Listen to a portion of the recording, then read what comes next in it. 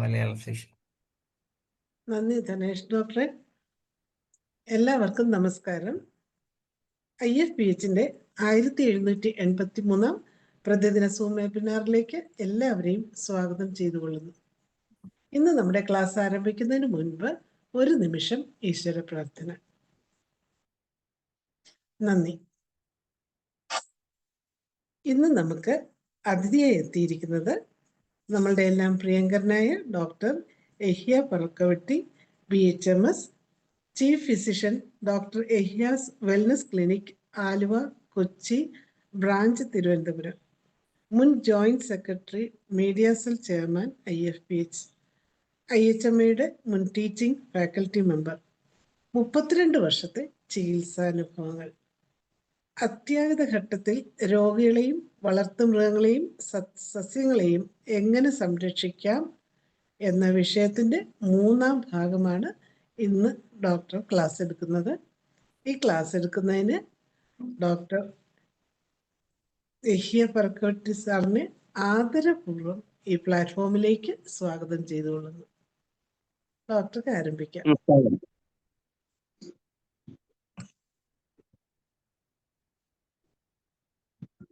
Okay, screen sharing option active ആണ് അല്ലേ? അതെ അതെ. ഓക്കെ, ഇപ്പൊ പോയി. എന്തെങ്കിലും വന്നിട്ടുണ്ടോ? വന്നിരുന്നു, പോയി. ആ ഇപ്പൊ കിട്ടി. ഓക്കെ, നമസ്കാരം, എല്ലാവർക്കും നമസ്കാരം. നമ്മൾ എമർജൻസി മാനേജ്മെന്റ് ഏതാണ്ട് 2 ക്ലാസ്സുകൾ കഴിഞ്ഞു. കഴിഞ്ഞ ക്ലാസ്സിൽ നമ്മൾ പ്രഗ്നൻസി കോംപ്ലിക്കേഷൻസ് ജസ്റ്റ് സ്റ്റാർട്ട് ചെയ്ത് വെച്ചായിരുന്നു, അത് കംപ്ലീറ്റ് ചെയ്യാൻ പറ്റിയില്ല. അവിടെ നമുക്ക് തുടങ്ങാം. കേൾക്കുന്നുണ്ടല്ലോ അല്ലേ? കേൾക്കുന്നുണ്ട്. ഓക്കെ, കാരണം എമർജൻസി മാനേജ്മെന്റ് നമ്മൾ കുറേ അധികം കണ്ടീഷൻസ് നമ്മൾ പറഞ്ഞു. അതിൻ്റെ തെറാപ്യൂട്ടിക്സും അതിൻ്റെ പോസിബിൾ പൊട്ടൻസീസും മരുന്ന് എല്ലാവർക്കും പറയാൻ പറ്റും, പക്ഷേ എങ്ങനെ കൊടുക്കണം, ഏത് പൊട്ടൻസി കൊടുക്കണം, എങ്ങനെ റിപ്പീറ്റ് ചെയ്യണം, ഇവിടെയാണ് ഒരു കൺഫ്യൂഷൻ പലപ്പോഴും വരുന്നത്. അപ്പോൾ അതിലാണ് കൂടുതൽ നമ്മൾ കോൺസെൻട്രേറ്റ് ചെയ്ത് സംസാരിച്ചുകൊണ്ടിരുന്നത്. ഇനിയും ഈ പ്രഗ്നൻസി കോംപ്ലിക്കേഷൻ തീർന്നു കഴിഞ്ഞാൽ പ്ലാന്റ്സും ആനിമൽസും ഇത്തവണ എന്തായാലും അതും കൂടി പറഞ്ഞ് നമ്മൾ തീർക്കും. എമർജൻസി മാനേജ്മെന്റ് അതോടുകൂടി നമുക്ക് വൈൻഡപ്പ് ചെയ്യാൻ പറ്റിയേക്കും. അപ്പോൾ കഴിഞ്ഞ പ്രാവശ്യം നമ്മൾ ഹൈ ബ്ലഡ് പ്രഷർ വരെ പറഞ്ഞ് നിർത്തിയിരുന്നു.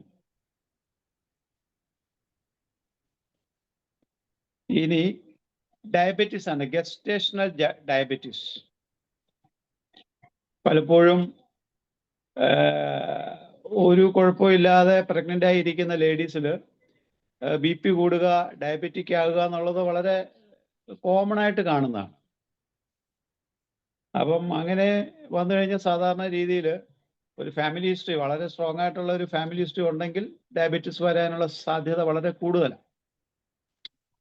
അപ്പോൾ അങ്ങനെ വരുമ്പോൾ എങ്ങനെയാണ് നമുക്ക് മാനേജ്മെന്റ് എന്താ ചെയ്യേണ്ടത്? സാധാരണ കോൺസ്റ്റിറ്റ്യൂഷൻ മെഡിസിൻസ് ഐഡന്റിഫൈ ചെയ്ത് കൊടുക്കണം. പക്ഷേ എല്ലാ കേസിലും കോൺസ്റ്റിറ്റ്യൂഷൻ മെഡിസിൻസ് കറക്റ്റ് ആകണമെന്നില്ല, അല്ലെങ്കിൽ വർക്ക് ചെയ്യണമെന്നില്ല. അപ്പോൾ ഇങ്ങനെ സിറ്റുവേഷൻ വരുമ്പോഴത്തേക്ക് നമ്മൾ ഒരു പാലിയേഷൻ ആയിരിക്കും പെട്ടെന്ന് ഉദ്ദേശിക്കുന്നത്. പാലിയേഷൻ വേണ്ടി സാധാരണ നമ്മൾ സിസിജിയോ അതല്ലാന്നുണ്ടെങ്കിൽ ജിംനിമയോ അല്ലെങ്കിൽ ആ രീതിയിലുള്ള മരുന്നുകളിലേക്ക് പോകാറുണ്ട് സാധാരണ രീതിയിൽ. അപ്പോൾ അതിൽ വളരെ ഇമ്പോർട്ടൻ്റ് ആയിട്ടുള്ള ഒരു മെഡിസിനാണ് ലാക്റ്റിക് ആസിഡ്. പ്രത്യേകിച്ച് പ്രഗ്നൻസിയിൽ ഡയബറ്റീസ് വന്നു കഴിഞ്ഞാൽ നമ്മൾ ഓർക്കേണ്ട ഒരു മെഡിസിനാണ് ലാക്റ്റിക് ആസിഡ്. സ്ക്രീന് പ്രഗ്നൻസി കോംപ്ലിക്കേഷനിൽ തന്നെ നിൽക്കുകയാണ്. സ്ക്രീന്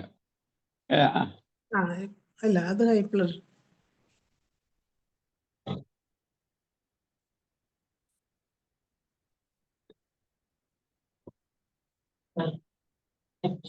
ഇല്ല, ഇൻഫെക്ഷൻസ്. ഓക്കെ, 4ാമത്തതായിട്ടാണ്.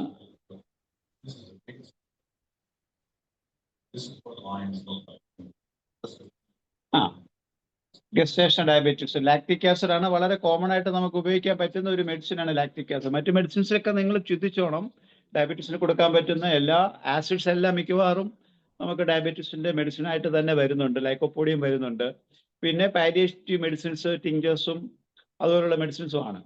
അപ്പോൾ അതിലേക്ക് ഞാൻ പോകുന്നില്ല. ഈ ലാക്റ്റിക് ആസിഡിനെ ഒന്ന് ഹൈലൈറ്റ് ചെയ്യാൻ വേണ്ടി മാത്രമാണ് ഞാൻ ഇപ്പോൾ ഇവിടെ ഈ ഡയബറ്റീസ് പറയുന്നത് ആക്ച്വലി. പിന്നെ അടുത്ത ഇൻഫെക്ഷൻസാണ്. ഇൻഫെക്ഷൻസ്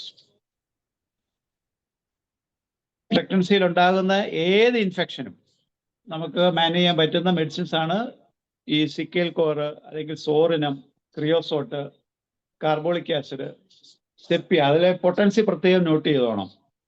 ഈ പൊട്ടൻസീസിൽ വേണം പ്രിസ്ക്രിപ്ഷൻ പലപ്പോഴും പോകാനായിട്ട്.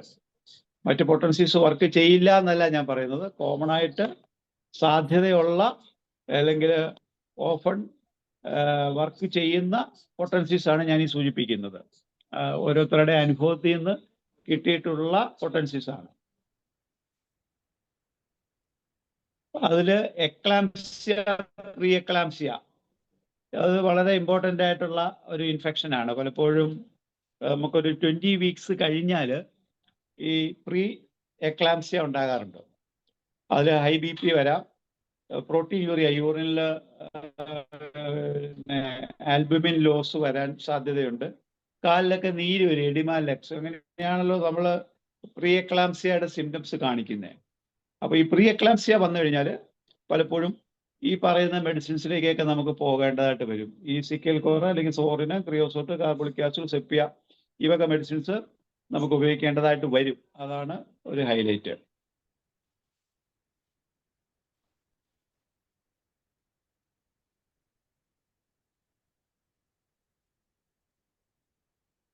അടുത്തത് എനിക്ക് ഹൈലൈറ്റ് ചെയ്യുന്നത് ഈ പ്യൂർപ്പറൽ മാനിയ. പ്യൂർപ്പറൽ മാനിയ പലപ്പോഴും നമുക്കറിയാം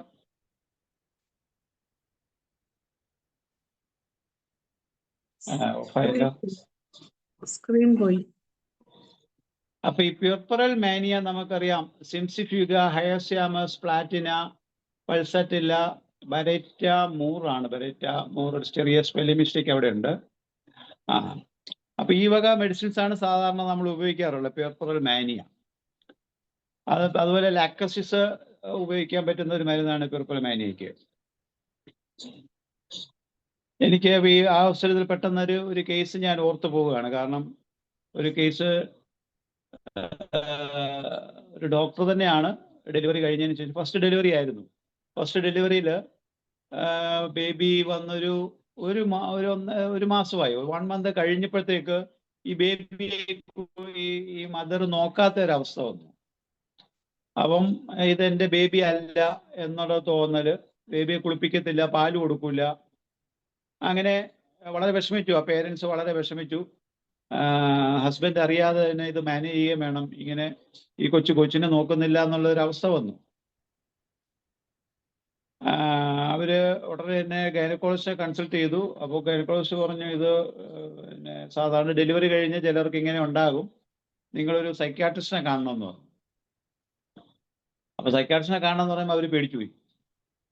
കാരണം സൈക്യാട്രിസ്റ്റിന് ചെന്ന് കഴിയുമ്പോഴത്തേക്ക് അങ്ങനെ ഒരു ലേബൽ വരുമല്ലോ. അപ്പോൾ അത് ഹസ്ബൻഡിൻ്റെ വീട്ടുകാരറിഞ്ഞാൽ വലിയ കുഴപ്പമാവും.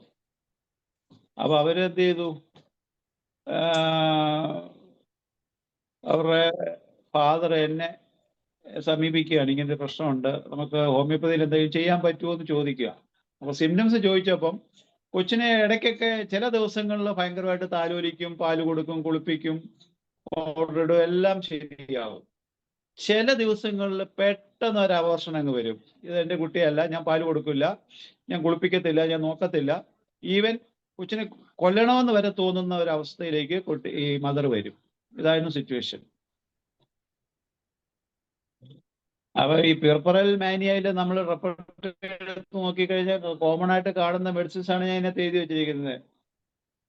പ്ലാറ്റിനയും പൾസറ്റിലെയും ലാക്ടോസിസും സിംസിഫിക്കയും ഒക്കെയാണ്. അപ്പൊ ഈ കേസിൽ അന്നത്തെ ഈ സിംറ്റംസ് വെച്ച് നോക്കുമ്പം ഇതൊന്നും സ്യൂട്ടായിട്ട് എനിക്ക് തോന്നിയില്ല. അതായത് കൊച്ചിനെ ഇടയ്ക്ക് സ്നേഹിക്കും, നല്ലപോലെ സ്നേഹിക്കും ചില ദിവസങ്ങളിൽ, അടുത്ത ദിവസം ഇത് വേണ്ടാന്ന് വെക്കും. അപ്പൊ 2 വിൽ, നമുക്കറിയാം 2 വില്ലുള്ള ഒരു മെഡിസിൻ. എല്ലാവരുടെ മനസ്സിൽ ഒരു ലഡു പൊട്ടിയിട്ടുണ്ട്, എനിക്കറിയാം. എല്ലാവരുടെയും മനസ്സിൽ പെട്ടെന്ന് വരുന്ന മരുന്നാണ്. നമ്മൾ കീനോട്ടിൽ സാധാരണ കാണുന്ന മരുന്നാണ് അനാക്കാഡിയം. അപ്പൊ അത് കൊടുത്തിട്ട് വണ്ണം കൊടുത്തു, 2 ഡോസേ കൊടുത്തുള്ളൂ. അവര് അതോടുകൂടി പിന്നെ അവരുടെ ഈ മാനിയാക്കൽ ഫീച്ചേഴ്സ് കംപ്ലീറ്റ് മാറി എന്നുള്ളതാണ്. ഭയങ്കര സന്തോഷമുള്ള ഒരു കാര്യമാണ്. കാരണം ഇത് പറയുമ്പം ഡോക്ടർ ഈ കൂട്ടത്തിലുണ്ടോയെന്ന് എനിക്കറിയില്ല. എനിവേ അവരത് റിയലൈസ് ചെയ്യുന്നുണ്ടാവും. യെസ്. അപ്പോൾ അത് ഒരു നല്ല പ്രിസ്ക്രിപ്ഷനാണ്. എൻ്റെ ആദ്യകാലങ്ങളിലെ നല്ല പ്രിസ്ക്രിപ്ഷൻസിൽ ഒരു പ്രിസ്ക്രിപ്ഷനാണ്. കാരണം അതുപോലെ ഒരു കേസ് പിന്നെ എനിക്ക് കിട്ടിയിട്ടില്ല എന്ന് തന്നെ പറയാം. കേസുകൾ വരാതിരിക്കട്ടെ. അത് ഒരു വശത്തെ രോഗങ്ങൾ വരണമെന്നല്ലല്ലോ നമ്മൾ ആഗ്രഹിക്കുന്നത്. എനിവേ അത് സംഭവിച്ചൊരു കാര്യമാണ്. കാരണം നമുക്ക് എങ്ങനെ ഈ ഡിപ്രഷൻ, ആങ്സൈറ്റി അല്ലെങ്കിൽ പേപ്പർ മാനിയക്ക് ഡോക്ടർ മനോജ് ഇരുന്ന് ചിരിക്കുന്നുണ്ട്.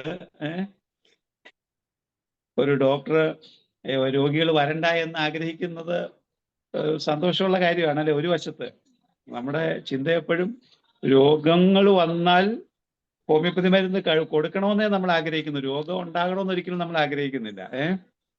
ഇഷ്ടംപോലെ രോഗികളാണ്. നമുക്കറിയാം വെറും 5% താഴെ മാത്രമാണ് ഹോമിയോപ്പതി ഡോക്ടർമാരെ കാണാൻ വരുന്നത്. ബാക്കി 95% രോഗികൾ ഇവിടെ കിടക്കുകയാണ്.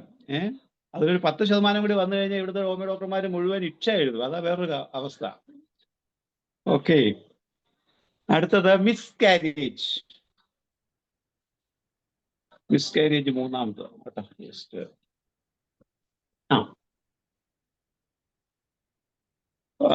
കാരണം നമുക്കിപ്പം ഈ ഇൻഫെർട്ടിലിറ്റിയിൽ ഹോമിയോപ്പതിക്ക് ഒരുപാട് സാധ്യത. പ്രത്യേകിച്ചും ഇപ്പൊ രാവിലെ ഞാൻ റേഡിയോ തുറക്കുമ്പോഴത്തേക്ക് സർക്കാരിന്റെ പരസ്യം തന്നെയുണ്ട്. നമ്മുടെ സർക്കാരിന്റെ ഇൻഫെർട്ടിലിറ്റി ക്ലിനിക്കിനെ കുറിച്ചുള്ള പരസ്യം ഇവിടെ FM റേഡിയോയിലൊക്കെ ഞാൻ കേൾക്കുന്നുണ്ട്. ഇപ്പം കേൾക്കുമ്പോൾ നമുക്ക് സന്തോഷം തോന്നുന്നു. കാരണം സർക്കാർ തന്നെ ഹോമിയോപ്പതിയെ പ്രൊമോട്ട് ചെയ്യുന്നതിന് വേണ്ടി പരസ്യം കൊടുക്കുന്നു എന്നുള്ളതാണ്. അപ്പോൾ ഒരുപാട് പേഷ്യൻസ് ഇപ്പൊ എനിക്കറിയാം വെയിറ്റിങ്ങിലാണ്. നമ്മുടെ ഇൻഫെർട്ടിലിറ്റി ക്ലിനിക്കിലൊക്കെ സർക്കാരിന്റെ ഏതാണ്ട് 4500ഓളം കുട്ടികൾ പിന്നെ ഇൻഫെർട്ടിലിറ്റി ട്രീറ്റ്മെന്റിൽ ഇതുവരെ ഉണ്ടായിട്ടുണ്ടെന്നും പലരും വെയിറ്റിങ്ങിലാണെന്നാണ് നമ്മൾ അറിയുന്നത്. അപ്പം ഈ മിസ്കാരേജ് ഒക്കെ പലപ്പോഴും നമുക്ക് കിട്ടുന്നതാണ്. അപ്പൊ അതുകൊണ്ട് ഫ്രൈറ്റ് ആണ്. So miscarriage from fright, aconitum, gelsemium, ignatia, opium ഒക്കെയാണ് കോമൺ ആയിട്ട് ഉപയോഗിക്കുന്ന മെഡിസിൻസ് തന്നെയാണ്.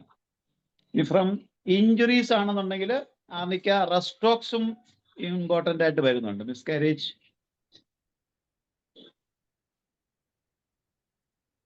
From inertia of uterus, caulophyllum, carbo veg, pulsatilla, sabina, ustilago അത് കോമൺ ആയിട്ട് ഉപയോഗിക്കുന്ന മെഡിസിൻസ് ആണ്. ഫ്രം എക്സോഷൻ, എർജുറോൺ ആൻഡ് റെസ്റ്റോക്സ്. ഇത്രയും ഓർത്തു വെക്കേണ്ട മെഡിസിൻസ് ആണ്. ഓക്കെ, അനീമിയ ഈ ഡയബറ്റീസ് ഈ പ്രഗ്നൻസിയിൽ കോമൺ ആയിട്ട് നമ്മൾ ഫേസ് ചെയ്യുന്ന ഒരു പ്രോബ്ലമാണ്. റുട്ടീനായിട്ട് ഗൈനക്കോളജിസ്റ്റ് ഈ അനീമിയ വരാതിരിക്കാൻ വേണ്ടി നമുക്കറിയാം ഫോളിക് ആസിഡും അയണും ഒക്കെ കോമൺ ആയിട്ട് റുട്ടീനായിട്ട് കൊടുക്കുന്നതാണ്. അപ്പൊ ഈ അയൺ പലപ്പോഴും കൊടുക്കുമ്പോഴത്തേക്ക് പല പേഷ്യൻസിനും കോൺസ്റ്റിപ്പേഷൻ വരാറുണ്ട്. അങ്ങനെ വരുമ്പം അവരൊരു ഓൾട്ടർനേറ്റീവ് ചിന്തിച്ച് വരും. അവിടെയാണ് നമുക്ക് കേസുകൾ കിട്ടുന്നത്. സിവിയർ കോൺസ്റ്റിപ്പേഷൻ വന്നു കഴിഞ്ഞാൽ അവർക്ക് ഈ അലോപ്പതി ഒഴിവാക്കിക്കൊണ്ട് അല്ലെങ്കിൽ സപ്ലിമെന്റ്സ് ഒഴിവാക്കേണ്ടി വരും. നമ്മുടെ ഈ ഫെറംഫോസ് 6XO അല്ലെങ്കിൽ 3XO ഒന്നും കൊടുത്തു കഴിഞ്ഞാൽ കോൺസ്റ്റിപ്പേഷൻ ഉണ്ടാകത്തില്ല, ഉറപ്പാണ്.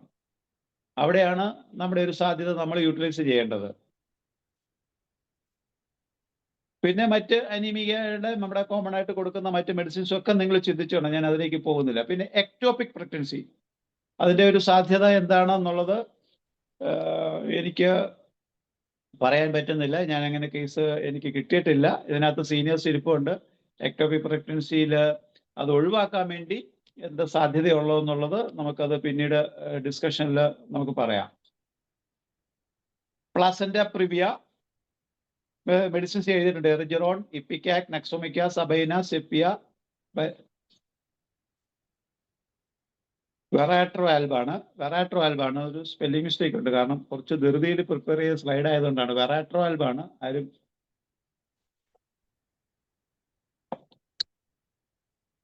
പ്ലാസന്റ പ്രിവിയ ഈ സാധ്യത എല്ലാവരും ഉപയോഗപ്പെടുത്തണം. കാരണം ഇങ്ങനെയുള്ള കേസ് ചിലപ്പോൾ ഒരു ലൈഫ് ടൈമിൽ നമുക്ക് ചിലപ്പോൾ 1-2 കേസുകളെ കിട്ടത്തുള്ളൂ. പക്ഷേ അതിൽ നമുക്ക് റിസൾട്ട് ഉണ്ടാക്കാൻ പറ്റണം. നമ്മുടെ ഒരു സാധ്യത പ്രഗ്നൻസിയിൽ നമ്മുടെ ഒരു സാധ്യത ഇതുവരെ നമ്മൾ യൂട്ടിലൈസ് ചെയ്തിട്ടില്ല എന്നുള്ളതാണ്. ഞാൻ എപ്പോഴും പറയുന്നത്, കഴിഞ്ഞ ക്ലാസ്സിൽ ഞാൻ പറഞ്ഞതാണ്, നമ്മുടെ കമോമില്ല കെന്റ് എടുത്ത് വെച്ച് വായിക്കണം. അതിൽ കെന്റ് പറയുന്നുണ്ട്, pregnancy is the ideal time to treat women. സ്ത്രീകളെ ചികിത്സിക്കാൻ ഏറ്റവും ഉചിതമായ സമയം പ്രഗ്നൻസി ആണെന്നുള്ളതാണ്. മറ്റെല്ലാ സിസ്റ്റംസും പ്രഗ്നൻസിയിൽ മരുന്ന് കൊടുക്കരുത് എന്ന് പറയുമ്പോൾ ഹനുമാനും കെന്റും പറയുന്നു മരുന്ന് കൊടുക്കണം എന്നാണ് പറയുന്നത്. അതായത് ഹെറിഡിറ്ററി ടെൻഡൻസീസ് ഒഴിവാക്കാൻ വേണ്ടി. അല്ലെങ്കിൽ പ്രഗ്നൻസി സമയത്താണ് ഏറ്റവും കൂടുതൽ സിംറ്റംസ് ഈ ലേഡീസ് കാണിക്കുന്നത്. കാരണം നോർമൽ ഫിസിയോളജിക്കൽ പ്രോസസ്സ്. ആ സമയത്ത് എന്തെല്ലാം സിംറ്റംസ് ഇവർ കാണിക്കുന്നത്? ഇവർ കാണിക്കാത്ത ഒരു സിംറ്റവും ഇല്ല. ഡയബറ്റിക് അല്ലാത്തവർ ഡയബറ്റിക് ആവുന്നു, BP ഇല്ലാത്തവർക്ക് BP വരുന്നു, ആങ്സൈറ്റി വരുന്നു, ടെൻഷൻ വരുന്നു, ലോസ് ഓഫ് സ്ലീപ്പ് വരുന്നു, എഡിമ വരുന്നു, ഡിസ്ചാർജ് വരുന്നു, ബ്ലീഡിങ് വരുന്നു, എന്ന് വേണ്ട എന്തെല്ലാം ഇവർക്ക് കാണിക്കാൻ പറ്റും ആ ലോകത്തുള്ള മുഴുവൻ സിംറ്റംസ് ഈ സമയത്ത് കാണിക്കും. സിംറ്റംസിന് ഒരു കുറവില്ലാത്ത സമയം. നമ്മൾ സന്തോഷിക്കണ്ടേ? തീർച്ചയായിട്ടും ഈ സമയത്ത് ഇവരെ ട്രീറ്റ് ചെയ്യാൻ കിട്ടുക എന്ന് പറയുന്ന ഒരു ഭാഗ്യമാണ്. ആ സമയത്ത് ഇവരെ ക്ലിയർ ആക്കി കഴിഞ്ഞാൽ പ്രഗ്നൻസി സേഫ് ആകുന്നു, ഡെലിവറി സേഫ് ആകുന്നു, ഫ്യൂച്ചറിൽ വരുന്ന എല്ലാ ടെൻഡൻസീസും നമുക്ക് ഒഴിവാക്കാൻ കിട്ടുന്ന ഒരു വലിയൊരു അവസരമാണ്. ആ സമയത്ത് ക്യാൻസർ ടെൻഡൻസി ഒഴിവാകുന്നു, BP ടെൻഡൻസി ഒഴിവാകുന്നു, ഡയബറ്റിക് ടെൻഡൻസി ഒഴിവാകുന്നു, ആസ്മ ടെൻഡൻസി ഒഴിവാകുന്നു. അടുത്ത ജനറേഷൻ നമുക്ക് വരുന്ന നമ്മുടെ കുട്ടികളൊക്കെ പെർഫെക്റ്റ് ബേബീസ് ആക്കി എടുക്കാൻ പറ്റുന്ന ഒരു അവസരമാണ് ഈ പ്രഗ്നൻസി എന്നുള്ളത്. അത് മാക്സിമം നമ്മൾ യൂട്ടിലൈസ് ചെയ്യണം. എനിക്ക് തോന്നുന്നു ഇനി ഈ ഒരു ഹൈലൈറ്റ് ഇനിയും നമ്മുടെ ഡോക്ടർമാർ ഏറ്റെടുത്തിട്ടില്ല എന്നുള്ളതാണ്. അതിൽ എനിക്ക് വലിയ സങ്കടമുണ്ട്. എനിക്ക് ക്ലാസ് എടുക്കാൻ കിട്ടുന്ന അവസരത്തിലെല്ലാം ഞാൻ ഇത് പറയാറുണ്ട്. നമ്മുടെ ഓക്കെ, അപ്പം ഇനിയും അത് മറ്റ് ഡോക്ടേഴ്സ് കൂടി അത് ഏറ്റെടുത്ത് കഴിഞ്ഞാൽ നമുക്ക് അടുത്ത ജനറേഷൻ നമുക്ക് സേഫ് സോണിൽ നമുക്ക് കിട്ടും. അപ്പം പേഷ്യൻസ് കുറയുമെന്ന് ആരും വിചാരിക്കേണ്ട. ഞാൻ പറഞ്ഞല്ലോ, 95% കേസ് ഇനിയും നമ്മളെ കാണാൻ കിടക്കുക. അടുത്ത ജനറേഷൻ മുഴുവൻ പെർഫെക്റ്റ് ബേബീസ് ആയി കഴിഞ്ഞു കഴിഞ്ഞാൽ ഹോമിയോപ്പതിക്കാർക്ക് രോഗികൾ കുറയുമെന്ന് ഒരു പേടിയും വേണ്ട.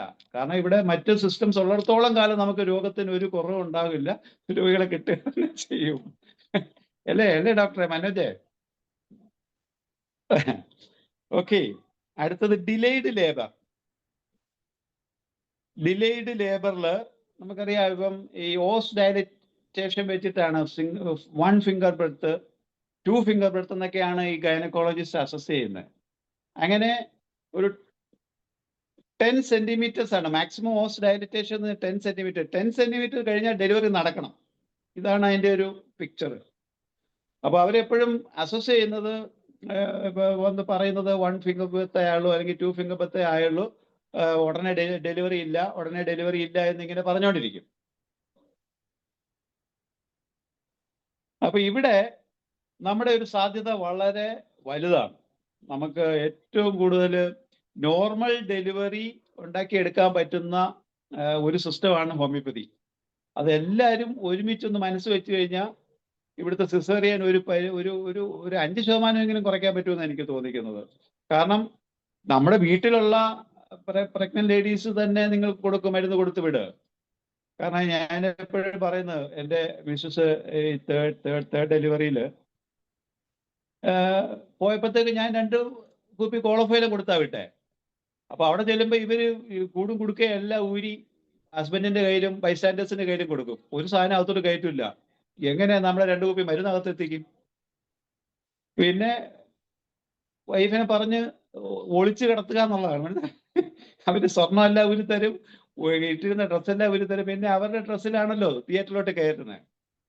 എനിവേ 2 കുപ്പി മരുന്ന് അകത്ത് കൊണ്ടുപോയി പേടിച്ചിട്ട് ഇവര്, ഞാൻ പറയുമ്പോൾ ഒരു മണിക്കൂർ ഇടവിട്ട് കഴിക്കണം എന്ന് പറഞ്ഞാൽ ഇവര് 10 മിനിറ്റ് ഇടവിട്ട് കഴിക്കും. കാരണം ഇവർക്ക് പേടിയാണല്ലോ. ഡെലിവറി എന്ന് പറഞ്ഞു കഴിഞ്ഞാൽ എന്തും സംഭവിക്കാന്നുള്ള ആങ്സൈറ്റിയിൽ ഡോസ് കൂടുതൽ കഴിക്കും.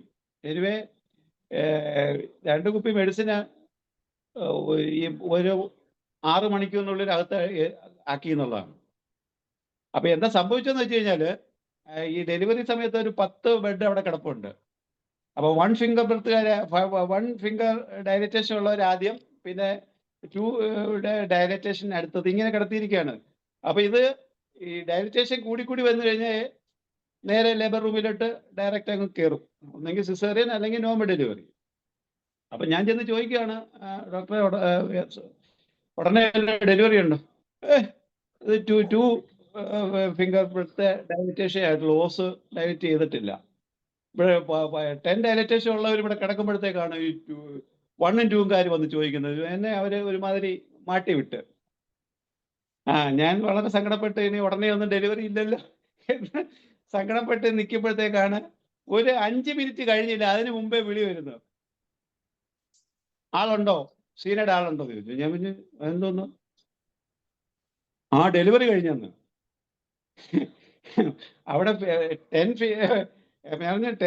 പിന്നെ ഫിംഗർ പ്രിന്റുകാർ അവിടെ കിടക്കുമ്പോഴത്തേക്ക് ഇവിടെ 2 ഫിംഗർ പ്രിന്റിന് ഡെലിവറി കഴിഞ്ഞു എന്നാ പറയുന്നത്. അത്ഭുതം, മനസ്സിലായില്ലേ? കോളോഫൈലത്തിന്റെ അത്ഭുതം ഞാൻ ഈ പറയുന്നത്. അപ്പൊ ഇതുപോലെ മിറക്കിൾ കാണിക്കാൻ നമ്മളെ കൊണ്ട് പറ്റും. ഗൈനക്കോളജിസ്റ്റും അറിഞ്ഞില്ല, അവിടെ മറ്റു കിടന്നവരാരും അറിഞ്ഞില്ല. സോ കള്ളത്തരത്തിലാണെങ്കിലും ഹോമിയോപ്പതിക്കാർക്ക് ചില ഇടപെടലുകൾ ഇതുപോലെ നടത്താൻ പറ്റുമെന്നുള്ളതാണ്. സോ ഇത് നിങ്ങൾ ഓരോരുത്തരും മനസ്സിൽ വെക്കുക. ഏത് പൊട്ടൻസിയാ കൊടുത്തത്? ഞാൻ 200 കോളോഫൈല 200 കൊടുത്തു വിട്ടെ. ഒരുപാട് പേർക്ക് ഈ അനുഭവം പറയാൻ കാണും. കോളോഫൈലത്തിന്റെ ഒരു ആക്ഷനെ കുറിച്ച് ഒത്തിരി പേർക്ക് പറയാൻ കാണും. അത് തീർച്ചയായിട്ടും ഇത് കഴിയുമ്പോൾ ഡിസ്കഷനിൽ വരുമെന്നാണ് ഞാൻ പ്രതീക്ഷിക്കുന്നത്. അപ്പൊ റിജിഡ് ഡോസും ഈസി ഡയലിറ്റേഷനും സഹായിക്കുന്ന സാധനമാണ് കോളോഫൈലം. അതിനുശേഷം എനിക്ക് ഒരു 4-5 കേസ് ഇതുപോലെ എനിക്ക് രക്ഷപ്പെടുത്താൻ പറ്റിയിട്ടുണ്ട്. വളരെ ഹാപ്പി ആയിട്ടുള്ള കസ്റ്റമേഴ്സ്, നമുക്ക് കസ്റ്റമേഴ്സ് എന്ന് പറയാം അല്ലേ, പേഷ്യൻസ് ഒക്കെ ഉണ്ട്. പിന്നുള്ളത് അഡീഷൻസ് ആണ്. അഡീഷൻസ് ഞാൻ ഈ കൂട്ടത്തിൽ എഴുതിയിട്ടില്ല. ഈ പലപ്പോഴും ഈ സിസേറിയൻ കഴിഞ്ഞു കഴിഞ്ഞാൽ പല പിന്നെ ലേഡീസിന് അഡിഷൻസ് ഉണ്ടാകാറുണ്ട്. കാരണം ഈ സ്കാറിലേക്ക് യൂട്രസോ അല്ലെങ്കിൽ ഈ ഒമന്റോ അല്ലെങ്കിൽ വേറെ ഏതെങ്കിലും പാർട്സ് വന്ന് അഡിഷൻ വന്നു കഴിഞ്ഞാൽ ഇടയ്ക്കിടയ്ക്ക് വയറുവേദന വരും. അപ്പൊ പലപ്പോഴും സർജൻസ് പറയും വീണ്ടും ഒന്നെങ്കിൽ ഓപ്പറേറ്റ് ചെയ്യണം, ഓപ്പറേറ്റ് ചെയ്താൽ വീണ്ടും അഡിഷൻസ് വരാനുള്ള സാധ്യതയുണ്ട്. ഇവിടെ നമ്മുടെ തയോസിനാമിനം ലോ പൊട്ടൻസി 3Xഉം 6ഉം ഒക്കെ ചില കേസുകൾ എനിക്ക് ഇഫക്റ്റീവായിട്ട് കാണിച്ചിട്ടുണ്ട്. ഇതൊക്കെ ഒരു എമർജൻസി മാനേജ്മെന്റ് ആണ്. ഇനി പറയാനുള്ളത്, നമുക്ക് പ്ലാന്റ്സിലേക്ക് കിടക്കാം. നമ്മുടെ മനുഷ്യരിൽ നിന്നും ആനിമൽസ് ആൻഡ് ബേർഡ്സ്.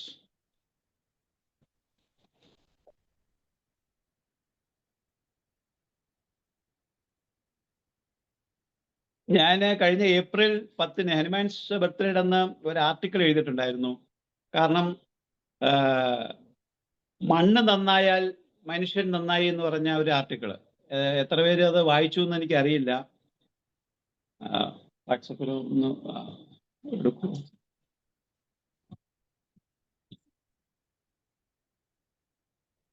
അതായത് നമ്മുടെ ട്രീറ്റ്മെന്റ് സ്റ്റാർട്ട് ചെയ്യേണ്ടത് ആക്ച്വലി മനുഷ്യനെ ചികിത്സിക്കുന്നതിന് മുമ്പ് നമ്മുടെ ചുറ്റിനുള്ള ഈ പ്ലാന്റ്സ്, ആനിമൽസ് ആൻഡ് സോയിൽ ഇത്രയും ഒന്ന് രക്ഷപ്പെട്ടാൽ എനിക്ക് തോന്നുന്നു വീണ്ടും ഈ ഡിസീസിന്റെ പെർസെൻറ്റേജ് ഒരുപാട് കുറയുമെന്ന്. കാരണം നമ്മളെല്ലാം ഒരുപാട് കെമിക്കൽസ് അറിഞ്ഞോ അറിയാതെ ഉപയോഗിക്കുന്നുണ്ട്. ഈ കെമിക്കൽസ് ഉപയോഗിക്കുമ്പം നമ്മളെല്ലാം ഒരുപാട്, കാരണം പണ്ട് നമ്മുടെ ലത്തീഫ് സാർ ഉള്ളപ്പോഴത്തേക്ക് മണ്ണിലെ ലെഡിനെ കുറിച്ചും അതുപോലെ തന്നെ സിങ്കിനെ കുറിച്ചും മറ്റ് ആഴ്സനിക്കത്തെ കുറിച്ചും ഒക്കെ സാറ് ഘോരഘോരം സംസാരിക്കുകയും ഒരുപാട് റിസർച്ച് സാറ് ചെയ്യുന്നുണ്ടായിരുന്നു. ഇപ്പം നമ്മൾ അത് അദ്ദേഹം ഇല്ലാത്തതുകൊണ്ട് അത് പറഞ്ഞു കേൾക്കുന്നില്ല. പക്ഷേ ഈ ലെഡിന്റെ ഉപയോഗം എങ്ങനെ കുറയ്ക്കാൻ പറ്റുമെന്ന് നമ്മുടെ കെമിക്കൽസിന്റെ ഉപയോഗം കുറയണം, മെറ്റൽസിന്റെ ഉപയോഗം കുറയണം. നമ്മൾ ഉപയോഗിക്കുന്ന ഇപ്പോൾ വൈക്കോലാണെന്നുണ്ടെങ്കിൽ നമ്മൾ വൈക്കോൽ എന്തോരം കെമിക്കൽസ് ഉപയോഗിക്കുന്നത്, കാരണം പെസ്റ്റിസൈഡ്സ് ഒരുപാട് ഉപയോഗിക്കുന്നുണ്ട്.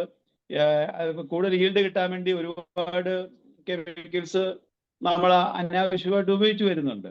അപ്പൊ ഇതിന്റെ എല്ലാം ഉപയോഗം കുറഞ്ഞിട്ട് ഹോമിയോപ്പതി മെഡിസിൻസ് ഉപയോഗിക്കുന്ന ഒരു സാഹചര്യം ഉണ്ടെന്നുണ്ടെങ്കിൽ നമ്മൾ ഉപയോഗിക്കുന്ന പാലില് ഈ പറയുന്ന ഹെവി മെറ്റൽസ് കുറയും.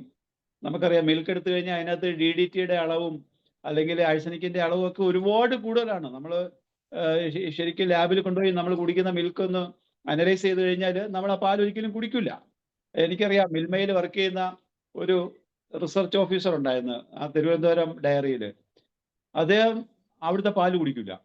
ഞാൻ ചോദിച്ചു എന്ത് നിങ്ങൾ പാല്, നമ്മളെയൊക്കെ പാല് കുടിപ്പിച്ചിട്ട് അവിടെ വർക്ക് ചെയ്യുന്ന ആള് പാല് കുടിക്കുന്നില്ലേ?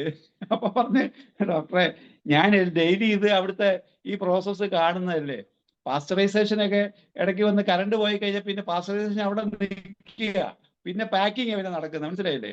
അപ്പം 70 ഡിഗ്രി 60 ഡിഗ്രി ചൂടാക്കണമെന്ന് പറഞ്ഞാൽ 50 ഡിഗ്രി കറണ്ട് പോയാൽ 50 ഡിഗ്രി പാസ്ചറൈസേഷൻ നിന്നു. പിന്നെ സമയമില്ല, കാരണം എത്രയും പെട്ടെന്ന് ഇത് പാക്ക് ചെയ്ത് അതാത് പിന്നെ ഔട്ട്ലെറ്റിൽ എത്തിക്കുക എന്നുള്ളതാ. പിന്നെ ടൈമില്ല. ഇതാ മണ്ണ് നന്നായാൽ മനുഷ്യൻ നന്നായി. ഞാൻ എഴുതിയ ഒരു ആർട്ടിക്കിളാണ് ഇത്. എല്ലാ കേരളകൗമുദിയിൽ വന്ന ആർട്ടിക്കിളാണ്. തീർച്ചയായിട്ടും വായിക്കാത്തവരത് വായിക്കണം. ഗ്രൂപ്പിലൊക്കെ ഇത് ഷെയർ ചെയ്തിട്ടുണ്ടായിരുന്നു. ഞാൻ ജസ്റ്റ് ഒന്ന് കാണിച്ചതേ ഉള്ളൂ.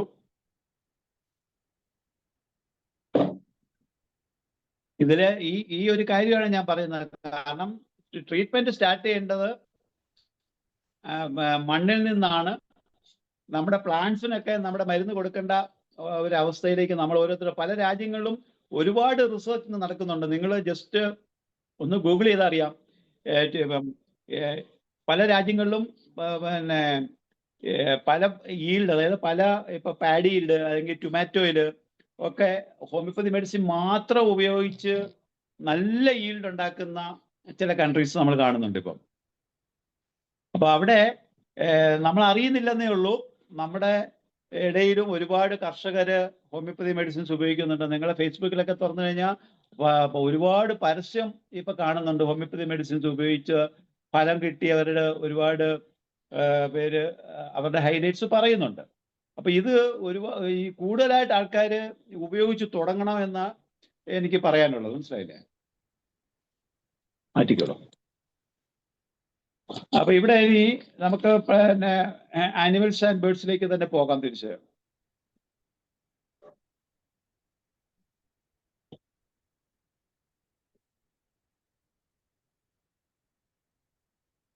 ആന്ത്രാക്സ് ആണ് നമുക്ക് ആദ്യമേ പറയാനുള്ളത്. ആന്ത്രാക്സ് ആണ്. ആന്ത്രാക്സ് വളരെ ഭയപ്പെടുത്തുന്ന ഒരു രോഗമായിട്ടാണ് നമുക്ക് അറിയപ്പെടുന്നത്.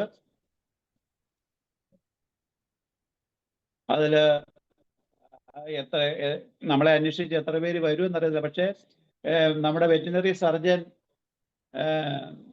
ഇതിനകത്ത് ഇരിപ്പുണ്ട്. കോഴിക്കോട് ഏറ്റവും കൂടുതൽ പിന്നെ ഹോമിയോപ്പതി മെഡിസിൻസ് ഉപയോഗിക്കുന്ന സാറ് ഇവിടെ ഇതിനകത്തുണ്ട്. പുള്ളി ഇത് കഴിയുമ്പോഴത്തേക്ക് റെസ്പോണ്ട് ചെയ്യുമെന്ന് എനിക്കറിയാം. തീർച്ചയായിട്ടും എത്ര കേസ് ആന്ത്രാക്സ് ഡോക്ടർ ചികിത്സിച്ചിട്ടുണ്ട് എന്ന് പറയണം. നമുക്കൊന്നും അതിനുള്ള അവസരം കിട്ടിയിട്ടില്ല. അതിൽ ആന്ത്രാസീനം, ക്രോട്ടാലസ്, പൈറോജൻ ഇത്രയും മെഡിസിൻസ് ആണ് നമുക്ക് പറയാനുള്ളത്. ഫുട്ട് ആൻഡ് മൗത്ത് ഡിസീസ് അത് ഒരുപാട് പേര് ട്രീറ്റ് ചെയ്തിട്ടുണ്ടാകും. ഫുട്ട് ആൻഡ് മൗത്ത് ഇപ്പൊ കുളമ്പ് രോഗത്തിൽ ഈ റെസ്റ്റോക്സ്, മെർസോൾ, ആസനൈറ്റിക്കം, ബെൽഡോണായി നമുക്ക് ഉപയോഗിക്കാൻ പറ്റുന്നതാണ്. ഫുട്ട് ആൻഡ് മൗത്ത് ഡിസീസ് ഒരുപാട്, കാരണം ഇവിടെ കേരള യൂണിവേഴ്സിറ്റിയിലെ ഒരു സോയിൽ റിസർച്ച് സെന്റർ ഉണ്ട്. കരമനെ PRS ഹോസ്പിറ്റലിന്റെ ബാക്കിലായിട്ട് വരുന്നതാണ്. അവിടെ ഒരു 7-8 പശുക്കളുണ്ട്. അവിടെ ഗ്രൂപ്പ് ഫാമിംഗ് നടത്തുന്ന ഒരു സ്ഥലം. അതായത് ഗ്രൂപ്പ് ഫാമിംഗ് എന്ന് പറഞ്ഞാൽ അവിടെ തന്നെ പശുവിനെ വളർത്തുന്നു, അവിടെ തന്നെ അവർ ചാണകം എടുക്കുന്നു, അവിടെ തന്നെ പാഡി ഫീൽഡ് ഉണ്ട്, മറ്റേ ഒരുപാട് കൃഷി അവിടെയുണ്ട്. അവിടെ തന്നെ അവര് അവിടുത്തെ ഇലകളൊക്കെ വെച്ചിട്ട് കമ്പോസ്റ്റ് ഉണ്ടാക്കുന്നുണ്ട്.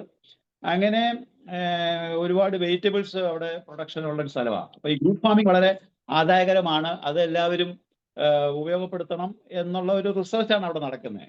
അവിടുത്തെ പശുക്കൾക്ക് സാധാരണ രോഗം വന്നു കഴിഞ്ഞാൽ അവിടെ എല്ലാ ദിവസവും വെറ്റിനറി സർജൻ വന്നു പോകുന്ന സ്ഥലമാണ്.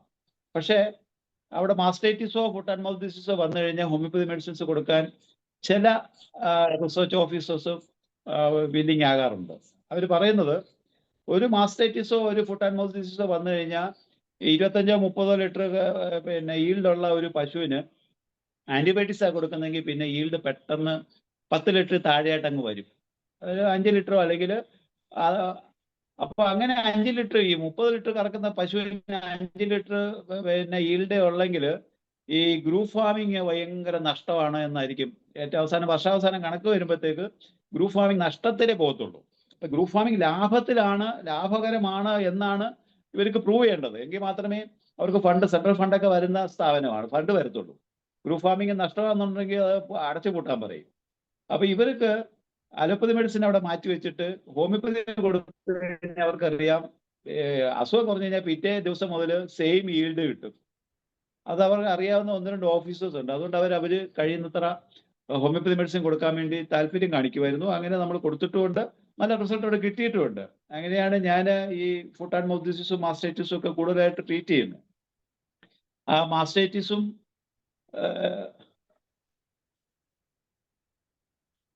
ബെല്ലോണ, ബ്രയോണിയ, ഫൈറ്റിലേക്ക, മർസോൾ ആണ്.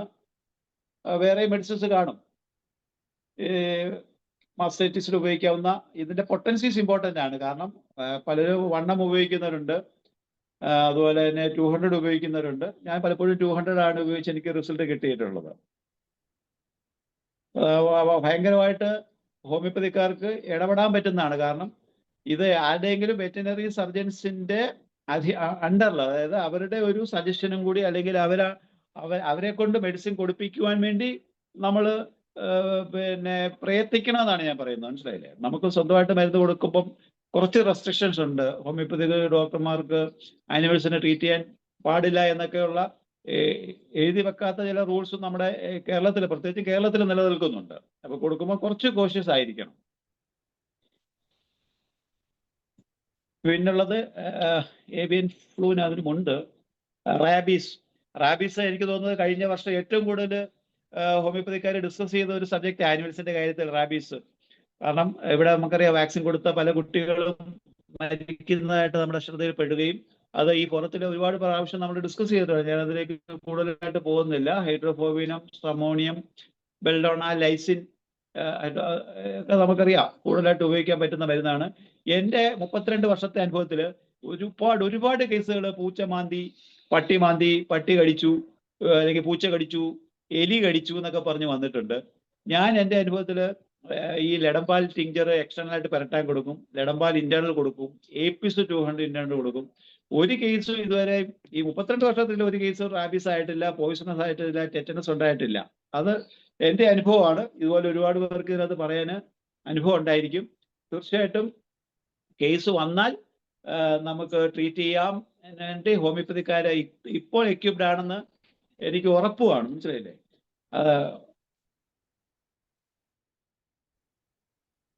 പിന്നെ ഉള്ളത് അടുത്തത് ഏവിയൻ ഇൻഫ്ലുവൻസ.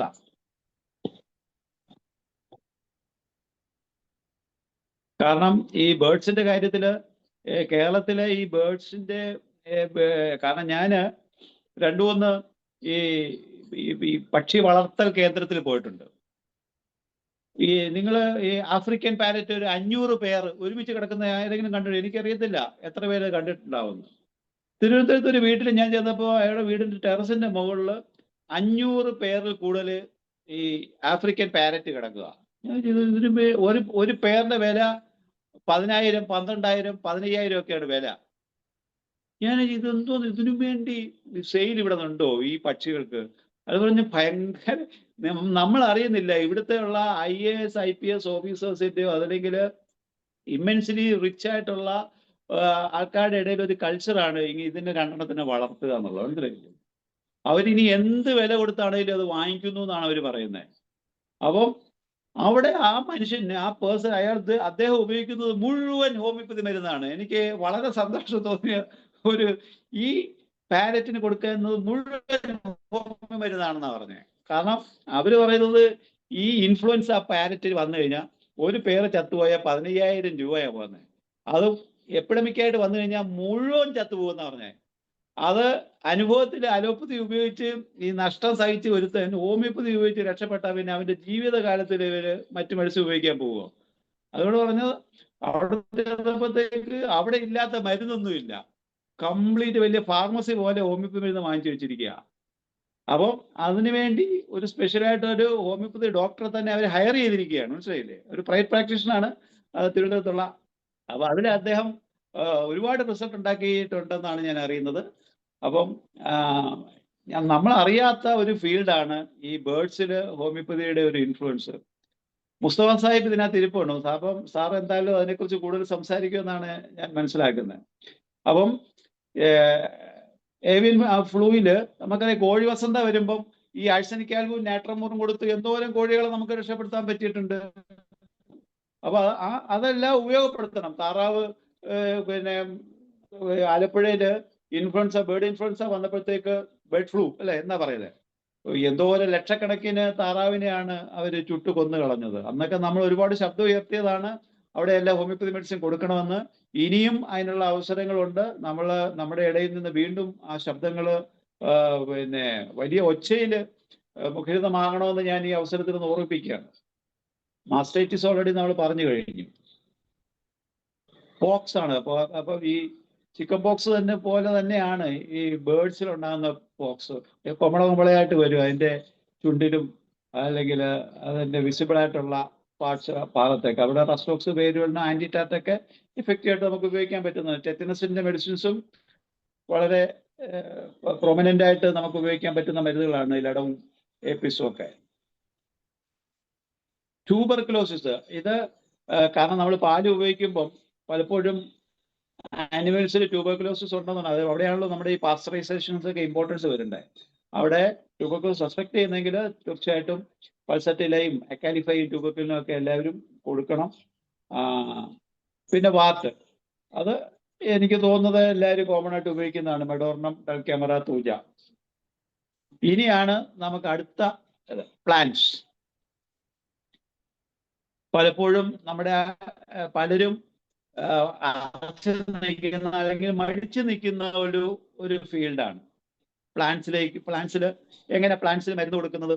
ഒരുപാട് റിസൾട്ട് നമുക്ക് ഉണ്ടാക്കാൻ പറ്റുന്നത്. ഞാൻ പറഞ്ഞു, നിങ്ങൾ വെറുതെ ഗൂഗിളിൽ ഒന്ന് അടിച്ചു നോക്കുക. ഹോമിയോപ്പതി മെഡിസിൻസ് ലോകത്ത് പല രാജ്യങ്ങളിലും പല ഫ്രൂട്ട്സിലും ഈ ഹോമിയോപ്പതി മെഡിസിൻസ് വളരെ വ്യാപകമായിട്ട് ഉപയോഗിക്കുന്നുണ്ട്. അതിൽ ഒന്നാന്തര റിസൾട്ട് കിട്ടുന്നുണ്ട്. അതിൽ ഒരു കെമിക്കലും ഇല്ലാത്ത ഫ്രൂട്ട്സിന് മാർക്കറ്റിൽ ഭയങ്കര വാല്യൂ ആണ്. നമുക്കറിയാം, നമ്മൾ തന്നെ ഇവിടെ കെമിക്കൽ ഇല്ലാത്ത പഴം കിട്ടുമോ എന്ന് അന്വേഷിച്ച് നടക്കുന്നുണ്ട്. അതുപോലെ ഫോറിൻ മാർക്കറ്റിൽ ഈ കെമിക്കൽസിന്റെ ഉപയോഗം ഇല്ലാതെ കിട്ടുന്ന ഫ്രൂട്ട്സിന് ഇരട്ടി വിലയാണ്. അപ്പോൾ അതാണ് അതിൻ്റെ ഒരു അഡ്വാൻറ്റേജ്. അതിൽ കോമൺ ആയിട്ട് കാണുന്ന ഈ പൗഡറി മൈൽഡ് ഡ്യൂ എന്ന് പറയുന്ന, അതിൻ്റെ ഇലയിൽ നോക്കിക്കഴിഞ്ഞാൽ വെള്ള പെയിന്റ് അടിച്ചു പോലെ ഇരിക്കും. കംപ്ലീറ്റ് വെളുത്ത പൂപ്പ് വരും അല്ലേ. അത് അവിടെ ഈ ഫെറം സൾഫും ബേസിലിനവും ഭയങ്കര എഫക്റ്റീവായിട്ട് ഉപയോഗിക്കേണ്ട വരുന്നതാണ്. ഇതെല്ലാം സ്വന്തം വീടുകളിൽ ഉപയോഗിക്കുന്ന ടൊമാറ്റോ അല്ലെങ്കിൽ ഈ ക്യാപ്സിക്കം അല്ലെങ്കിൽ ഈ മറ്റ് ചെറിയ മുളകളൊക്കെ എല്ലാ വീടുകളിലും, വെണ്ട ഒക്കെ എല്ലാ വീടുകളിലും കൃഷി ഉണ്ടാവും. അവിടെയൊക്കെ ഇതുപോലെ വന്നു കഴിഞ്ഞാൽ നിങ്ങൾ ഡെഫിനറ്റായിട്ടും ഈ പറയുന്ന മരുന്നുകൾ ഉപയോഗിച്ച് ശീലിക്കുകയും അതിൻ്റെ റിസൾട്ട് ഒരു റിസർച്ച് പോലെ നിങ്ങൾ ഐഡന്റിഫൈ ചെയ്യണം. റൂട്ട് റോട്ട്, അതും ഒരു ഫംഗൽ ഇൻഫെക്ഷൻ തന്നെയാണ്. അതിൽ ആർണിക്ക, തൂജ, എക്കിനേഷ്യാണ് വളരെ കോമൺ ആയിട്ട് ഉപയോഗിക്കേണ്ട മരുന്ന്. ലോ പൊട്ടൻസി 30 അല്ലെങ്കിൽ താഴോട്ടോ ഉപയോഗിക്കുന്നതായിരിക്കും എപ്പോഴും നല്ലത്. Root rote. ബ്ലാക്ക് നോട്ട് എന്ന് പറഞ്ഞുകൊണ്ട് അതും ഫംഗൽ ഡിസീസ് തന്നെയാണ്. ആഴ്സനിക് ആൽബം, ബേസിലിന, ലാക്ടോസിസ്. സ്റ്റാഫിസൈഗ്ര മുസ്തഫ ഡോക്ടർ പറയുന്നുണ്ട്. യെസ്, ഉപയോഗിക്കാം. സ്റ്റാഫിസൈഗ്ര എല്ലാവരും നോട്ട് ചെയ്തോണം, കാരണം അവരുടെയൊക്കെ എക്സ്പീരിയൻസ് എന്ന് പറയുന്നതാണ്. ബ്ലാക്ക് നോട്ട് ബ്ലാക്ക് ഫംഗസ് ആണ്. ആഴ്സനിക് ആൽബം, ബേസിലിന, ലാക്ടോസിസ്, സിക്കൽ കോർ. സിക്കൽ കോറും ഈ ബ്ലാക്ക് ഫംഗസിന് ഉപയോഗിക്കാം. സിക്കൽ കോർ കാരണം നമുക്കറിയാം, നമ്മൾ ഗാംഗ്രീൻ ഈ സിക്കൽ കോർ ഭയങ്കര ഇഫക്റ്റീവാണ്. അതുപോലെ തന്നെയാണ് ഈ പ്ലാന്റ്സിൽ വരുന്ന ഒരു ഗാംഗ്രീൻ ആയിട്ടാണ് ഈ ബ്ലാക്ക് നോട്ടിനെ നമ്മൾ കാണേണ്ടത്. ഇവിടെയൊക്കെ ഇൻഡക്റ്റീവ് ലോജിക്കാണ് വർക്ക് ചെയ്യുന്നത്. അത് നിങ്ങൾ ഓർക്കണം. ഇൻഡക്റ്റീവ് ലോജിക്ക് നമ്മൾ പിന്നെ ഫിലോസഫിയും സൈക്കോളജിയൊക്കെ നമ്മൾ പഠിച്ചപ്പം എവിടെയാണ് ഇത് ഉപയോഗിക്കേണ്ടത് നമുക്കറിയത്തില്ല. ഇവിടെയാണ് ഈ ഇൻഡക്റ്റീവ് ലോജിക്ക് ഉപയോഗിക്കേണ്ടി വരുന്നത്. കാരണം പ്ലാന്റ്സ് നമ്മൾ ഒബ്സർവേഷൻ മാത്രമേ ഉള്ളൂ. അവിടെ ആനിമൽസിനോ അല്ലെങ്കിൽ നമ്മൾ മനുഷ്യരിൽ ഉപയോഗിക്കുന്ന അതേ സിംറ്റംസ് പ്ലാന്റ്സിലേക്ക് നമ്മൾ ഇൻഡ്യൂസ് ചെയ്യണേ ബൈ ഇൻഡക്റ്റീവ് ലോജിക്. പിന്നെ നമ്മുടെ ഒബ്സർവേഷനാണ്. അവിടെ നിന്നാണ് നമ്മളിപ്പോൾ ബ്ലാക്ക് ഫംഗസ് കണ്ടു കഴിഞ്ഞാൽ എല്ലാവർക്കും അറിയാം ഇത് ബ്ലാക്ക് ഫംഗസ് ആണെന്നുള്ളത്. വേണമെങ്കിൽ ലാബിൽ കൊണ്ടുപോയി പരിശോധിച്ച് അത് കൺഫേം ചെയ്യാവുന്നതേ ഉള്ളൂ. സിക്കൽ കോർ, ആഴ്സനിക്കം, ബാസിലിനം, ലാക്ടോസിസ്. പിന്നുള്ളത് ടുലിപ്പ് ഫയർ. അതും ഒരു ഫംഗൽ ഡിസീസാണ്. Black spots and distorted leaves, അതാണ് അതിൻ്റെ ഒരു സൈനായിട്ട് കാണിക്കുന്നത്. ഈ ടുലിപ്പ് ഫയർ എന്ന് പറയുന്ന അസുഖം. ബ്രൗൺ സ്പോട്ട്സ് വരും, ഇലയിലൊക്കെ ബ്രൗൺ സ്പോട്ട്സ് വരും. സ്റ്റെമ്മിലും കാണുന്നതാണ്. ലീവ്സ് പല രീതിയിൽ പിന്നെ സ്റ്റണ്ടഡ് ഗ്രോത്ത് ആയിട്ട് കാണിക്കും. ആന്റിറ്റാർട്ട്. ഓക്കെ, മുസ്തഫ ഡോക്ടർ പറയുന്നു ആന്റിറ്റാർട്ട് വളരെ നല്ല എഫക്റ്റീവ് മെഡിസിൻസ് ആണെന്ന്. ബാക്ടീരിയൽ കാങ്കർ, അത് വൂൺസ്, ഈ നമ്മൾ ഏതെങ്കിലും അതിന്റെ തണ്ടില് നമ്മൾ കട്ട് ചെയ്യുന്ന സമയത്ത് ആ വൂണ്ടിൽ നിന്ന് കയറുന്ന ഒരു ഫംഗസ് ആണ് ഈ ബാക്ടീരിയൽ കാങ്കർ എന്ന് പറയുന്നത്. നമുക്ക് സാധാരണ ആർണിക്കയും കലൻഡുലായും ഒക്കെ നമ്മൾ സാധാരണ വൂണ്ട് ഹീലിങ്ങിന് ഉപയോഗിക്കുന്ന അതേ പ്രോസസ്സിൽ തന്നെ ഇവിടെ ലെഡംബാലും കലൻഡുലായും ആർണിക്കയും ഒക്കെ ഈ അവസരത്തിൽ ഉപയോഗിക്കാവുന്നതേ ഉള്ളൂ. ഈ ബാക്ടീരിയൽ കാങ്കറിന്, അതായത് if there is an infection which creep through the wounds.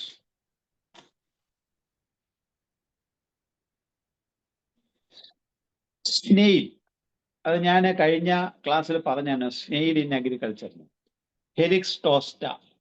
ഈ ഹെലിക്സ് ടോസ്റ്റ എന്ന് പറഞ്ഞാൽ സ്നെയിലിൽ നിന്ന് തന്നെ എടുക്കുന്ന മെഡിസിൻസ് ആണ്. അത് 3XO അല്ലെങ്കിൽ 6CO അല്ലെങ്കിൽ 12XO ഒക്കെ ഉപയോഗിച്ച് കഴിഞ്ഞാൽ ഈ ഒച്ചിനെ നമുക്ക് വീട്ടിൽ നിന്ന് തുരത്താൻ പറ്റുമെന്നാണ്. അത് നിങ്ങൾ ഗൂഗിളിൽ നോക്കണം. ഇത് ഭയങ്കരമായിട്ട് എഫക്റ്റീവായിട്ട് പല രാജ്യക്കാരും ഇപ്പം ഈ ഹെലിക്സ് ടോസ്റ്റ ഉപയോഗിക്കുന്നുണ്ട് ടു റിപ്പൽ സ്നെയിൽ. അത് നമ്മുടെ ഇവിടെ ഒരുപാട് പേരുടെ ഉപയോഗിച്ച് തുടങ്ങിയിട്ടില്ല എന്നാണ് ഞാൻ മനസ്സിലാക്കി. തീർച്ചയായിട്ടും ആ മെഡിസിൻസ് ഇവിടെ അവൈലബിൾ ആണോ എന്ന് എനിക്കറിയില്ല. അത് അവൈലബിൾ ആക്കുകയും ഈ സ്നെയിലിനെ തുരത്താൻ വേണ്ടി ഈ ഹെലിക്സ് ടോസ്റ്റ ഉപയോഗിച്ച് തുടങ്ങുകയും വേണം.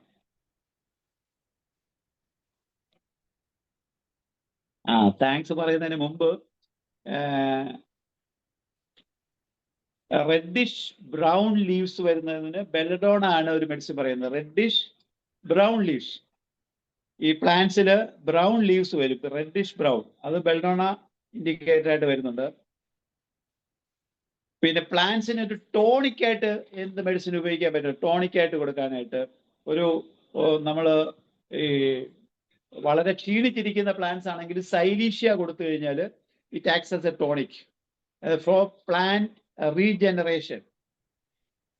അല്ലെങ്കിൽ ഹീറ്റ്, അതായത് സൺ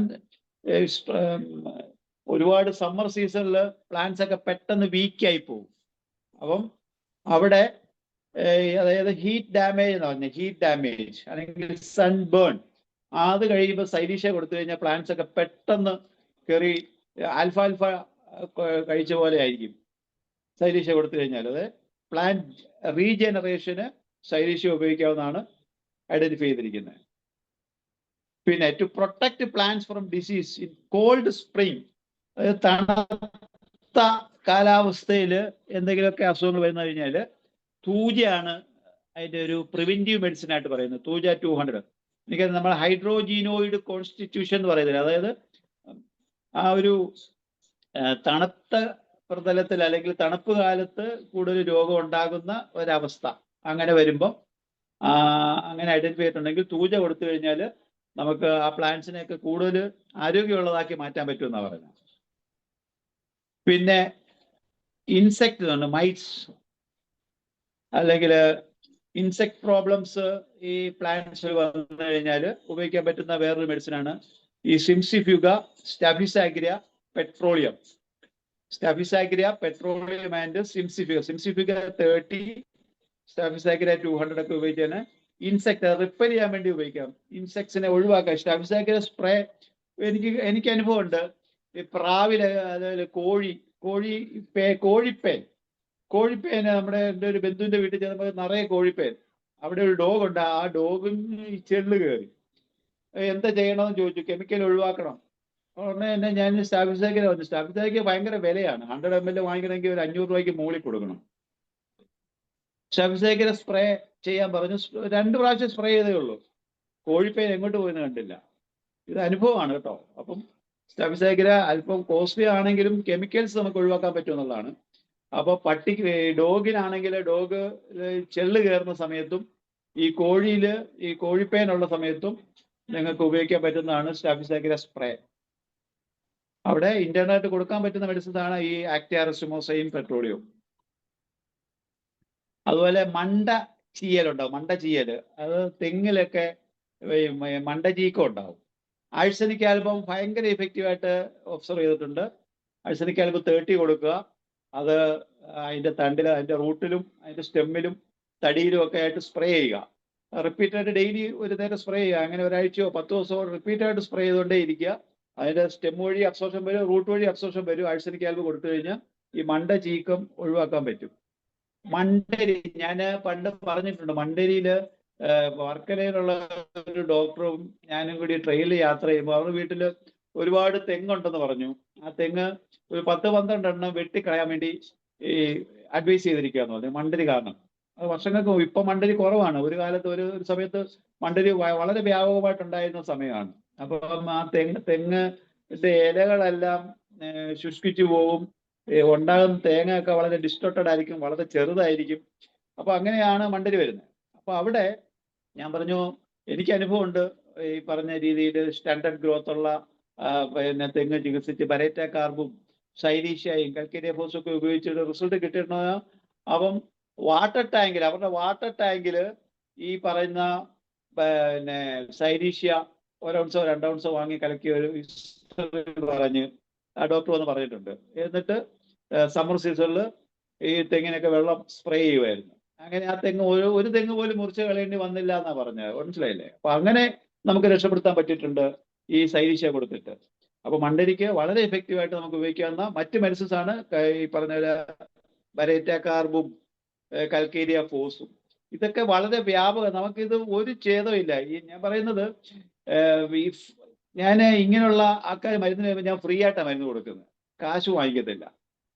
നമുക്കിത് പ്രൊമോട്ട് ചെയ്യണം. നമ്മുടെ എല്ലാ ഡോക്ടർമാരും ഈ പ്ലാന്റ്സിനും ആനിമൽസിനും മരുന്ന് കൊടുക്കുമ്പം അവരെ ഓരോ വീട്ടിലും ഫ്രീ ആയിട്ട് കൊടുത്തങ്ങ് വിട്ടേക്കണം. അവ രക്ഷപ്പെടട്ടെ. കാരണം നേച്ചറിനെ സഹായിക്കുന്ന ഒരു കാര്യമാണ്. മനസ്സിലായില്ലേ? അപ്പോൾ അത് പിന്നെ കൂടുതൽ വീടുകളിൽ എത്താവുന്നുണ്ടെങ്കിൽ വലിയൊരു ഫ്യൂച്ചർ നമുക്ക് ഉണ്ടാവും എന്നുള്ളതാണ്. അപ്പം അഡ്വൈസ് ചെയ്യണം, മരുന്ന് കൊടുത്തു വിടണം. ഓക്കെ. ചിലപ്പം പനിയായിട്ട് കൊച്ചിന് മരുന്ന് വാങ്ങിക്കാൻ വരുന്നതായിരിക്കും. അപ്പോഴായിരിക്കും നമുക്ക് പൂച്ചയ്ക്കും പട്ടിക്കും വീട്ടിലെ തക്കാളിക്കും നമ്മൾ മരുന്ന് കൊടുത്തു വിടുന്നത്. അപ്പൊ ആ രീതിയിൽ നമുക്ക് ഒരു ഫാമിലി ഫിസിഷ്യന്റെ റോള് വീട്ടിലുള്ള എല്ലാവരെയും ചികിത്സിക്കാൻ, അതായത് അവിടെയുള്ള ആനിമൽസിനും പ്ലാന്റ്സിനും മരുന്ന് കൊടുക്കാൻ നമ്മളെ ഓർഗനോളജി പറയുന്നുണ്ട്. Homeopathy doctor is a preventive officer അല്ലേ? അപ്പൊ ആ പ്രിവെന്റീവ് ഓഫീസർ എന്ന് പറഞ്ഞു കഴിഞ്ഞാൽ അവർ രോഗം വരാതെ നോക്കുക എന്നുള്ളത് നമ്മുടെ ഡ്യൂട്ടിയാണ്. അപ്പൊ അവിടുത്തെ മണ്ണ് സംരക്ഷിക്കുക, അവിടുത്തെ പാല് സംരക്ഷിക്കുക എന്നുള്ളതും നമ്മുടെ ജോലിക്കകത്ത് വരുന്നതാണ്. അതെങ്ങനെ സാധിക്കും? With homeo medicine it is possible. അതിനുള്ള അവസരം നമ്മളായിട്ട് ഒരുക്കണം. ഇനിയും ആ അവയർനെസ് വന്നിട്ടില്ല എന്നുള്ളതാണ് സത്യം. അതുകൊണ്ടാണ് ഞാൻ ഫ്രീ ആയിട്ട് കൊടുക്കാനായിട്ട്. ഇനി കേട് വരുന്ന മാങ്ങ ഒക്കെ കേട് വരുമ്പോഴത്തേക്ക് എന്താണ് മെഡിസിൻസ് പറഞ്ഞ് ഞാൻ മെർസോള് കൊടുത്ത് എനിക്ക് ഒരുപാട് പിന്നെ ഈ മാംഗോ ട്രീസ് അല്ലെങ്കിൽ രക്ഷപ്പെടുത്താൻ സാധിച്ചിട്ടുണ്ടോ മാംഗോസ്. അത് ഞാൻ ഇൻഡക്റ്റീവ് ലോജിക്ക് വഴി പല്ല് കേടാവുമ്പോഴത്തേക്ക് നമ്മൾ സാധാരണ ഉപയോഗിക്കുന്ന മെർസോളും ക്രിയോസോട്ടും ഒക്കെ. അപ്പൊ ആ ഇൻഡക്റ്റീവ് ലോജിക്ക് വെച്ച് കൊടുത്തിട്ടാണ് എനിക്ക് റിസൾട്ട് കിട്ടിയിരിക്കുന്നത്. ഇൻഫെർട്ടിലിറ്റിയുടെ കാര്യം ഞാൻ പറയുന്നില്ല, കാരണം ഇൻഫെർട്ടിലിറ്റിയിൽ എനിക്ക് തോന്നുന്നു എന്നെക്കാട്ടി കൂടുതൽ എക്സ്പെർട്സ് ഇവിടെ ഇരിപ്പുണ്ട്. കാരണം സർക്കാർ തന്നെ ഒരുപാട് പ്രൊമോട്ട് ചെയ്യുന്നു. ഒരുപാട് ഹോമിയോപ്പതിയിൽ ഇൻഫെർട്ടിലിറ്റി ക്ലിനിക്കുകൾ ഇപ്പോൾ ഉണ്ട്. ഒരുപാട് കുട്ടികൾ ഇൻഫെർട്ടിലിറ്റി ഉണ്ടായിട്ടുണ്ട്. പൾസാറ്റില, സെപ്പിയ, സൈലീഷ്യ, അങ്ങനെ ഒരുപാട് അസംഖ്യ മെഡിസിൻസ് നമുക്ക് ഉപയോഗിക്കാൻ കിട്ടുന്നതാണ്. അപ്പൊ ഇത്രയുമാണ് എനിക്ക് എൻ്റെ ഇതിൽ നിന്ന് പറയാനുള്ളത്. ഞാൻ ഈ പ്ലാന്റ്സിൻ്റെയും ആനിമൽസിൻ്റെയും കാര്യത്തിൽ പ്ലാന്റ്സിൽ ഞാൻ ഒരു ബുക്ക് എഴുതുന്നുണ്ട്. അതിൽ കൂടുതൽ കാര്യങ്ങൾ ഉടനെ തന്നെ അത് പബ്ലിഷ് ചെയ്യുന്ന രീതിയിലേക്ക് എത്തിയിട്ടുണ്ട്. തീർച്ചയായിട്ടും അത് കിട്ടുമ്പോഴത്തേക്ക് കുറച്ചുകൂടി ഒരു അവയർനെസ് ജനങ്ങളിൽ ഉണ്ടാക്കുക എന്നുള്ള ഉദ്ദേശത്തോടു കൂടി ചെയ്യുന്നതാണ്. അതിൽ കൂടുതൽ കാര്യങ്ങൾ അതിനകത്ത് എഴുതി വെച്ചിട്ടുമുണ്ട്. അത് വരും. Okay, thank you. ഇനി ഇതിനകത്ത് സീനിയേഴ്സ് അവരുടെ അനുഭവം പറയണം. മുസ്തഫ ഡോക്ടർ ഉണ്ട്, മറ്റു വെറ്ററിനറി ഡോക്ടേഴ്സ് ഉണ്ടെങ്കിൽ അവരും കൂടുതൽ കാര്യങ്ങൾ പറയണമെന്ന് ഈ അവസരത്തിൽ ഓർമ്മിപ്പിക്കുകയാണ്. Thank you. നന്ദി ഡോക്ടർ. ഡോക്ടറുടെ ക്ലാസ്സിന് കൂട്ടിച്ചേർക്കാനോ അഭിപ്രായം പറയാനോ സംശയം ഉണ്ടെങ്കിലോ ചോദിക്കാനുള്ളവർ ഹാൻഡ് റൈസ് ചെയ്യണം. ആ സമയത്ത് മുസ്തഫ ഡോക്ടർ സംസാരിക്കാം. മുസ്തഫ ഡോക്ടറെ, ഡോക്ടറെ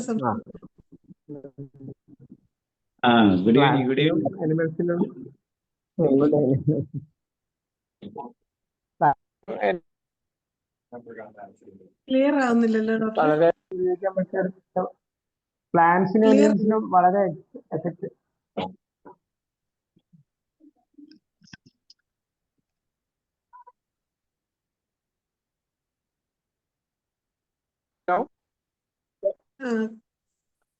ഹലോ, ഇപ്പൊ കേക്കാം.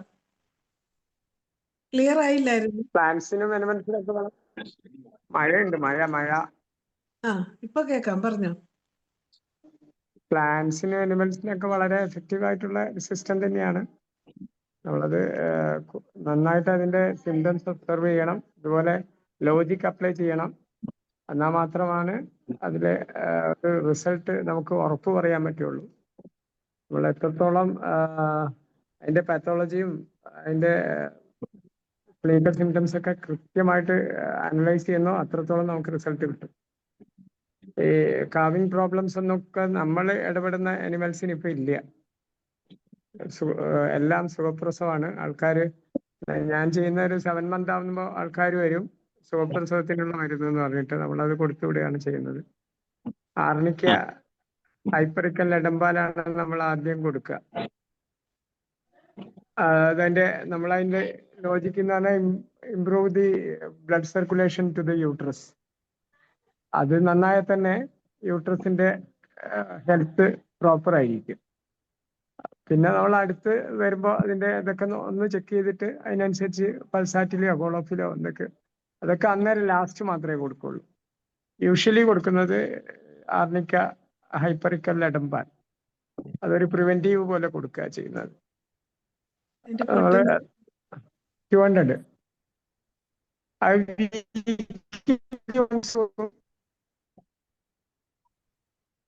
ഒരു ഡോസ് കൊടുക്കും. ഒരു 7 month തന്നെ ആൾക്കാർ വരും. നമ്മളത് പറയാം, നിങ്ങൾ പശു പ്രസവിക്കാനുണ്ടെങ്കിൽ നിങ്ങൾ ടൂറിന് പോയിക്കോളൂ എന്നാണ് നമ്മൾ പറയുന്നത്. ടൂറൊന്നും ക്യാൻസൽ ചെയ്യണ്ട, പശുവിനെ നോക്കി വെക്കേണ്ടതാണ്.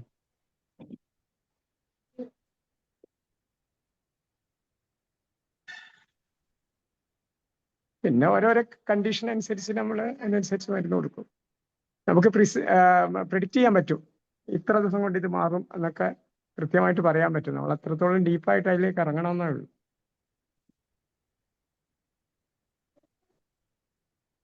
ഹലോ, വേറെ എന്തേ സംശയം ഉണ്ടോ ചോദിച്ചാൽ. നല്ല ക്ലാസ് ആയിരുന്നു. ഇല്ല, ഞാനൊന്നും പറഞ്ഞില്ല. കാരണം ഇത് 3 എപ്പിസോഡ് കഴിഞ്ഞ് 3ാമത്തെ എപ്പിസോഡാണിത്. അപ്പൊ ഡോക്ടർ, കാരണം ഹജ്ജൊക്കെ കഴിഞ്ഞു, ഡോക്ടർ റിട്ടയർ ആയി, ഇനി ഗോതയിലേക്ക് ഇറങ്ങുക എന്നുള്ളതാണ്. ധൈര്യമായിട്ട് സംസാരിക്കാം. അപ്പം ഒരു ഗ്രൂപ്പായിട്ട്, ഒറ്റയ്ക്കല്ല, ഒരു ഗ്രൂപ്പ് ഇതിന്റെ പിന്നില് ഉണ്ടായി വരണം. അതുവഴി നമ്മുടെ എല്ലാ മേഖലയിലേക്കും അത് വരണം. നമ്മുടെ മനോജ് ഡോക്ടർ വന്നിരിക്കുന്നു. ഡോക്ടർ തുടരണേ. മനോജ് ഡോക്ടർ. നമസ്കാരം ഡോക്ടർ അനിൽകുമാറാണ്.